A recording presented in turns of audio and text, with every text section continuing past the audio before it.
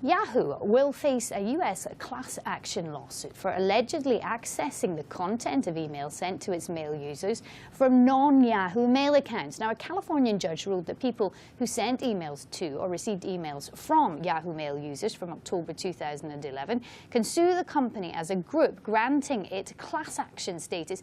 There is estimated to be over 1 million members in that privacy lawsuit. Yahoo is accused of using the data to boost advertising revenue. Last year, nearly 80% of Yahoo's revenue came from its search and display advertising. Well, I'm now joined in the studio by employment and social media lawyer Kevin Poulter.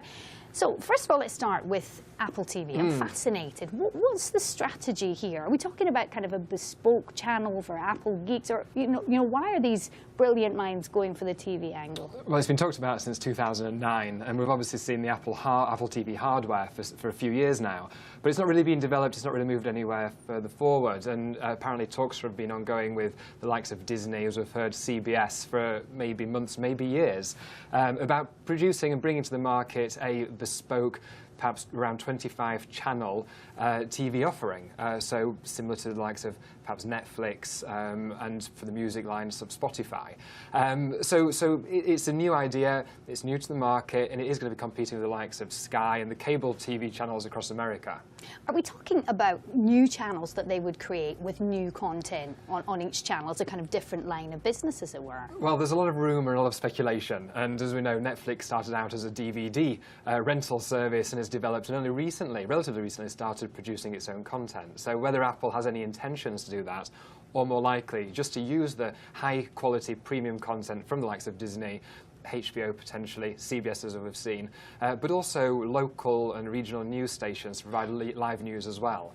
What we're not seeing is necessarily the premium sports packages, and that's not really being mentioned at all, that the Sky and other channels such as Sky use for pay-per-view or sort of premium high-value content. Apple, sorry. I was just thinking in my own mind, my husband would love something like this because he's a real Apple geek, and he would love the idea of kind of having a pick and mix. Like, I want this channel and this channel and this channel, and I want it all to be that really high-quality content. He would love that because it would mean that he wasn't faced with 500 channels that he didn't want. So maybe that's the angle they're going for. It probably is, and that curated content, now it does come at a cost, not just financial. They're talking about, and it's all rumour, but $30 to $40 a month, which is not cheap. But also, there's possibly a payoff as well in that your personal information, your data, will be used to tailor adverts to you. So that's attractive, of course, yeah, that's right. But that's attractive to Disney, that's attractive to CBS. Yes. That's something more that maybe other channels and other offerings can provide at this stage. Let's talk about Yahoo. What exactly are they being accused of here? So are we talking about if you've sent or received emails from this account, they've basically been snooping on the content and using that to be more specific about advertising data? Well, that's the allegation, but it's not just about Yahoo account users. What's important here is it's those people who haven't subscribed or signed up to Yahoo Mail terms and conditions. It's the people who've sent mail to those accounts from outside with attachments which have allegedly been reviewed and used to, again, tailor marketing, tailor advertising to those specific people. Now we're talking potentially over, I think over a million people, possibly even more, to sign up to this class action in the US. It could carry a big price tag, couldn't it? I mean, if it carries through and it's proven, then that, I mean, not just reputationally, but financially, obviously. That's right, and it shows you really the importance of cybersecurity, of data protection, of privacy issues nowadays. That so many people could come forward, that this class action has been allowed to proceed. Now, what makes it stand out is that only a year ago, the very same judge that's allowed this case to go ahead said in relation to Google and its Gmail offering that, well, no, there's no case to answer that we won't let this one go ahead because so many people have signed up previously to Google's terms and conditions.